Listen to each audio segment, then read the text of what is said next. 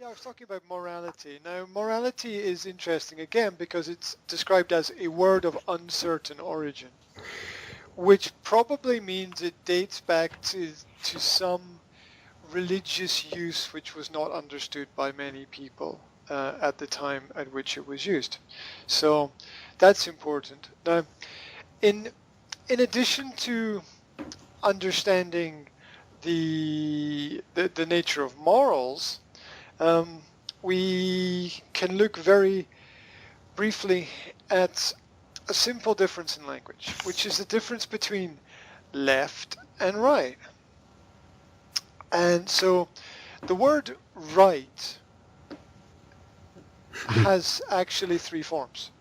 So when we speak or pronounce the word, it has only one form.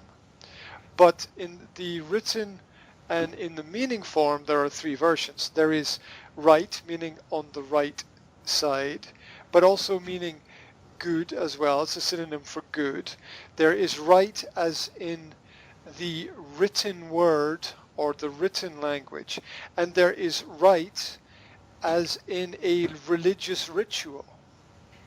So there's a very, very powerful, this word or even this sound, right, has a very powerful religious connotation. It's on one side, it's good, it's a visual form of communication between people, and it is the habits of a religion or belief. And so there's a lot of things there, and we can see perhaps that these things are all connected.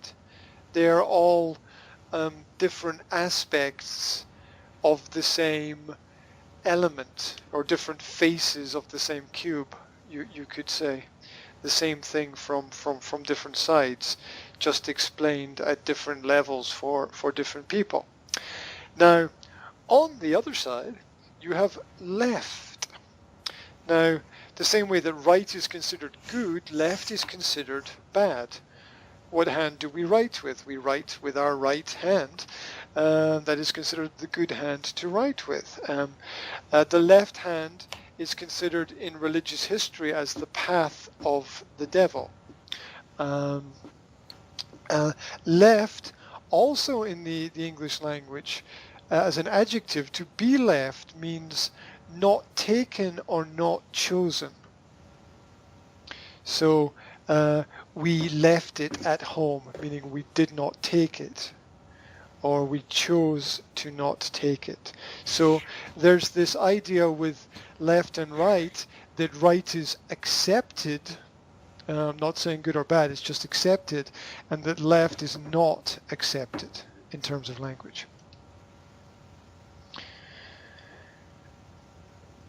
Which is quite powerful, because it's a very simple thing that people use all of the time.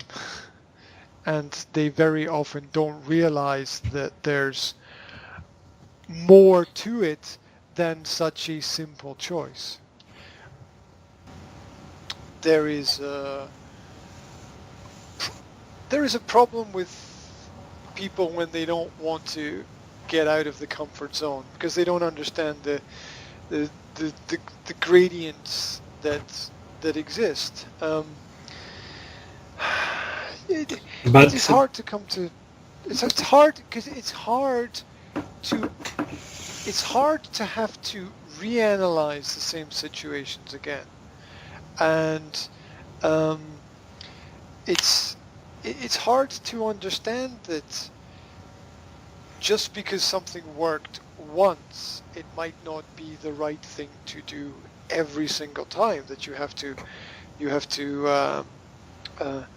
realize that in different situations, different actions might be required, and yet at the same time, in the intelligent mind, there are basic fundamental principles that never change, and if you follow them, you will have a better quality of life.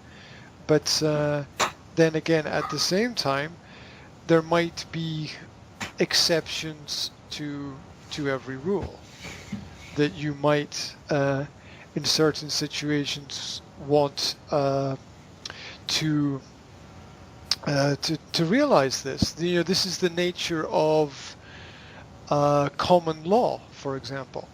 And the nature of common law is that you don't have a specifically defined list of rules that you write down and follow. When a person is accused of breaking the code of society, you have a system called precedent. You look at the last decisions that were made on a similar problem and you see if those decisions apply to the present situation, because it might be that they don't.